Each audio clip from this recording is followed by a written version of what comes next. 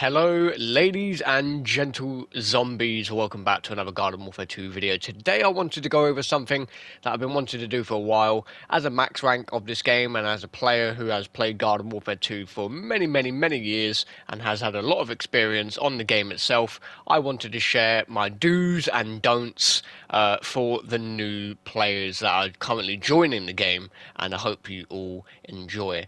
Drop a like if you do find this helpful, and be sure to subscribe if you are new around here. So this game has a lot to offer, and there's no doubt it can be overwhelming. So we're going to start off with the things I think you should be doing as a new player, and then we'll go into some things that I think you should not be doing as a new player. So first of all is enjoy the game at your own pace. Okay, I know, you know, getting to max rank before your friends is super exciting, and you know, you want to grind up to the biggest level in the world and skip through everything, but as a gamer, just enjoy it. You know, unlock different characters, play different game modes. We'll be breaking that all down a little bit later, but just play at your own pace and enjoy yourself. That is the main thing about this game.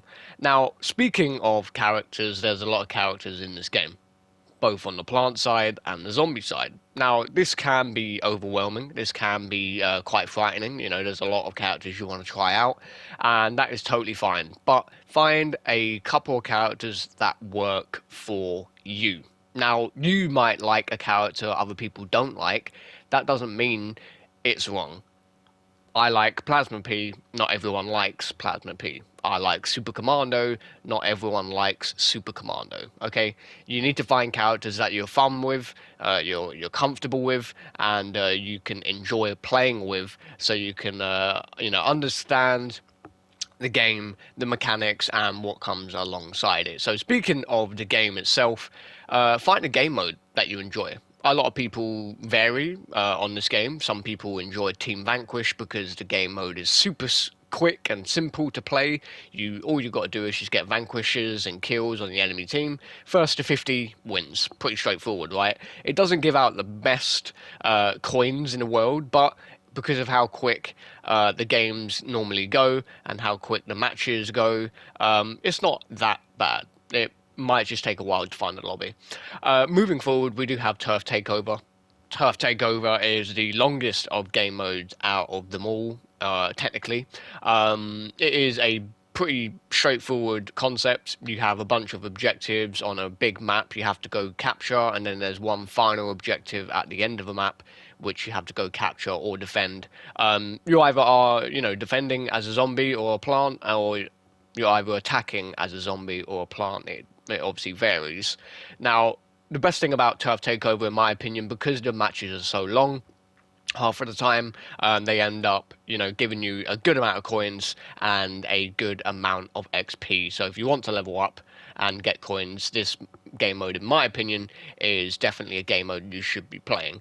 Now, mixed mode is also good fun. Mixed mode is full of different game modes that are no longer active. For example, Suburbanation, Gnome Bomb, etc. Plus, they include Team Vanquish and Turf as well. So, if you want to keep it fresh 24/7 and you don't really want to, you know, be grinding the same game mode and maps over and over again, because Turf Takeover does get repetitive, mixed mode is definitely for you, and it's always good to keep the gameplay fresh for yourself. So, find a game mode that works for you and find one that you enjoy playing. Next is obviously the sticker packs. Now, sticker packs, I get asked all the time, Cursed, which ones are good to open?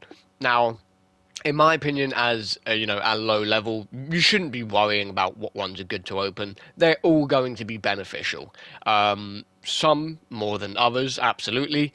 But of course, it is entirely your decision at the end of the day. I can only give you a few hints of what I think. So, if you want character customizations and character upgrades, plus a chance at getting character sticker pieces to unlock different characters, definitely use the 35k packs. They give you a bunch of different stuff, and let's say you do have a character you enjoy playing, you have a chance of getting an upgrade for that character, whether it's more, you know, more HP, you know, you can unlock different upgrades for your characters when you level them up. You can also get abilities in those packs. Abilities in the packs also come in handy, whether it's sombrero beam bombs, whether it's the artichoke drone, the long bomb. 35k packs give a variety of things. The only thing they don't give is character upgrades, which we'll talk about in a second here. But yeah, 35k packs are great if you want a bunch of different things to work towards. Of course, if you want nothing but characters, you can go for the 75k packs. Now, bear in mind, you cannot get legendary characters from the 75k packs. I've heard a lot of people think you can. You absolutely can't. You can get every character in the game, and you will notice that the 75k packs will eventually run out. So don't be fooled by that, and choose what packs you want to open up wisely. Honourable mentions for the packs as well. There's always cheap options. If you want reinforcements, you can go for the 2.5k packs, and Halloween packs, Christmas packs, and Easter packs are limited edition. You might want some funky or cool seasonal items to wear on the battlefield, so feel free to check out those whenever they are available. Speaking of Christmas packs, they're available right now, so feel free to log on, save up some money, and get yourself some cool Christmas gear. Moving forward quickly, I wanted to talk about character upgrades. Now, character upgrades, this is definitely something you should be focusing on as a new player. Every time you level up a character, you get a little level up in the bottom left. As you can see on my all-star here in the gameplay, I am max level. I've got every character max level. But the best thing about leveling up for your characters, you can get different upgrades. Now, it depends what you enjoy. It depends on the character, whether it's a specific plant or a specific zombie you enjoy, whatever. The character upgrades may vary. Certain characters get upgrades, others can't because of the character's playstyle. My point is, find upgrades that suit you best. Whether you like running extra HP, more ammo, more damage, everything at the end of the day does benefit you in some sort of way. Honourable mentions are, like I said, are the upgrades that can be varied from different characters. So, for example, you will have different characters like Scuba Soldier, who gets upgrades only for him. No other foot soldier can get those upgrades. It's the same thing with different characters like camo characters who can get a penetration upgrade, etc., etc. So those are the things I think you should be looking out for personally. One final thing for the new players is definitely work on your XP multiplier. If you are looking to level up, and if you're looking to get to a high level and unlock different things along the way, please do your XP multiplier. As you can see in the bottom left, it says times 1.0 for me. You can get that up to 2.0. So basically it's double the XP the entire time. The only thing you have to do is to get to the 2 times XP is do the quests that are available in the Backyard Battleground.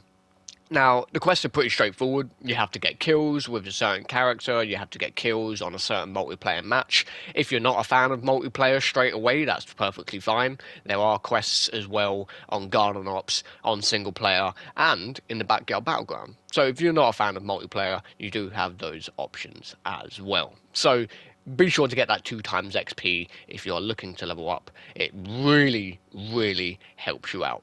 So we're now going to move on to things I think you should not be doing, and some of the things I think you should be avoiding. Okay, here we go. Brand new gameplay in the background. Hope you enjoy. Let's do this. So the first thing I think you awesome new players of Garden Warfare 2 should be avoiding is trying to ruin the game for yourself, so to speak. Whether it's following someone else in terms of what characters to play, following different methods online. Overall, you should be enjoying the game the way you want to. And there's a couple of reasons why I think this is a bad idea, but that is for another video. The first thing I want to talk about is be sure to avoid any conflict in this game. This game sometimes does have its moments when there's game chat and there's a lot of mean people, to say the least. And I feel like it's best if you just stay out of it and just enjoy the game. You can turn off game chat. You can put it on mute if you really want to. But yeah, just ignore all of the hate, all of the the dislike in the community. It's not fun. It's definitely not pleasant, and just enjoy the game at your own pace. Pretty simple stuff. Another thing I think you should be avoiding is avoiding the reason to come off the game, if that makes sense. If you're enjoying the game and there's not any other games you are enjoying at the current time, keep playing. Just keep playing.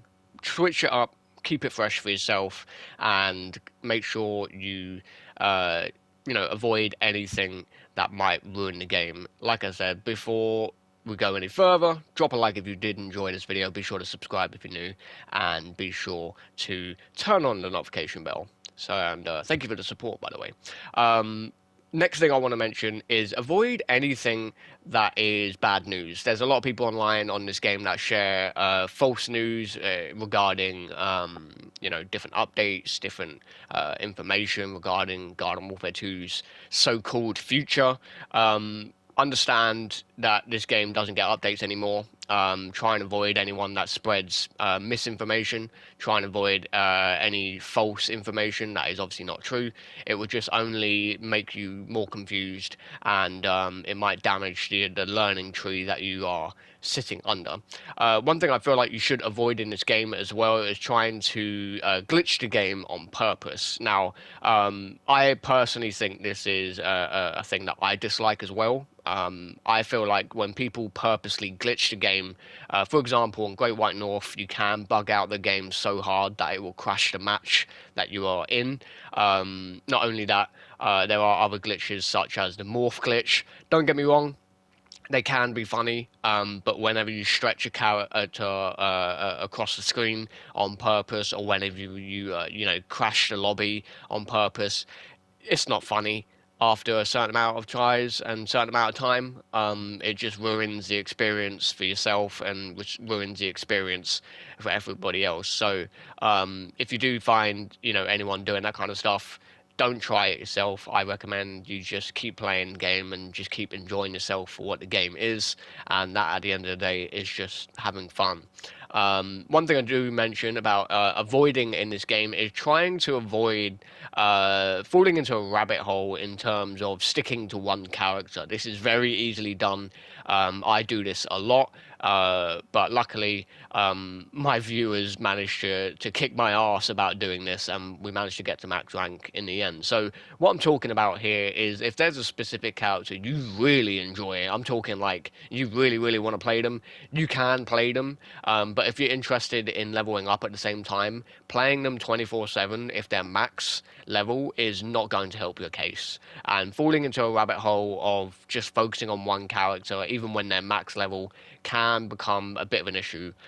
So feel free to play characters that you enjoy, but be wary. It can cause a bit of a whirlpool of, slow progression and a whole load of other things as well. So, take your time with what characters you do and don't enjoy. One thing I will say as well, there are a couple of other things that you want to avoid doing. Is one thing I will say, if you're on PC, you guys, I don't know, might be watching this video, is avoiding anyone that hacks. Now, on console, luckily for us, hacking and modding is a bit of a long shot. It's a bit hard, but on PC there are a lot of issues on there regarding people ruining the game, and I've seen people recently, because the game has blown up, is to reset other people's sticker book stats. And to be honest, it's not funny. It's not smart. You're not fooling anyone. It's quite ridiculous in my opinion. So if you do play on PC and you made it this far into the video, just be wary and try your best to avoid any people that come across a bit weird in terms of like conversations you might have with them, or hacking or modding. There are some hacks and mods online on PC that can be done, and there's different characters you can try, etc. But if there's someone that's trying to offer you something and it seems a bit weird or shifty, just be wary. Hacking and modding on PC on this game is a major issue sometimes, and I've had a lot of my viewers personally come over and discuss their bad experiences. So one thing you should be avoiding on Garden Warfare 2 PC especially, is people that try and ruin experience for yourself. Another thing I will want to say as well is try and avoid going to different servers. Now, this is a pretty straightforward one for any game in that matter. Is whenever you play an online multiplayer game, you want the best multiplayer experience possible, and of course, if you switch to, like, I don't know, North America servers if you play in Europe, if you switch to European servers if you're in North America, it will definitely mess up your ping, and it will definitely mess up your gameplay and make the game relatively hard to play. Whether it's like high connection issues or server lag or anything like that, avoid switching servers. Always stick with the server on the game that is more suitable for you and your internet connection. So there weren't too many things I would say avoid doing in this game. Just pretty straightforward, simple things that you would expect from any other multiplayer game in general. One thing I will say at the very end here is also avoid spending your money on useless things. Now, I say this because, not every time are you going to get something good from the sticker packs. There's nothing wrong with saving your coins. It just means that, you would like to maybe do a pack opening at some point. You never know. You might want to save up for a certain item from Rux or a certain item pack from the sticker shop. You don't have to spend your money all at once. There's nothing wrong if you do want to do that. But at the end of the day, try and avoid any cheap ways of using your money. Try and save it. Try and figure out what you want to do first before you make a move. The final thing I do want to mention is the golden gnomes. Now, golden gnomes in this game are very, very important if you're a new player. There's a total of, I think it's like 50 of them, something like that, 40, 50 of them, and they're scattered around the multiplayer maps. They're scattered around the backyard battleground and different places in the game. And if you collect all of them, you can get a large chunk of money. I think it's like 500k. So it's a nice chunk of money for early new players. So this is a do and don't, technically. Do go after the golden gnomes because it will give you some fantastic change and money at the end of it if you're lucky to find them all. But also, don't glitch your way into the town hall, because if you want the proper experience that we did back in the day, definitely just play the game for what it is. And I feel like cheating or glitching or anything in this game in terms of like getting into a secret room and unlocking stuff straight away, especially as a new player, it devalues the experience. Anyway, hope you guys enjoyed. There was more do's and don'ts. Let me know in the comments if there's anything else that I missed out, and I hope you new players enjoy your time on Garden Warfare 2. It's definitely a great game. It definitely deserves the love and attention it is getting at the moment. And I will see you on the battlefield. We'll be streaming tomorrow and Saturday. I hope I see you there. It is going to be great fun. So stay safe. Please look after your friends. Look after your families. Happy holidays. Happy Christmas if you watch this video afterwards. And I will see you all real soon.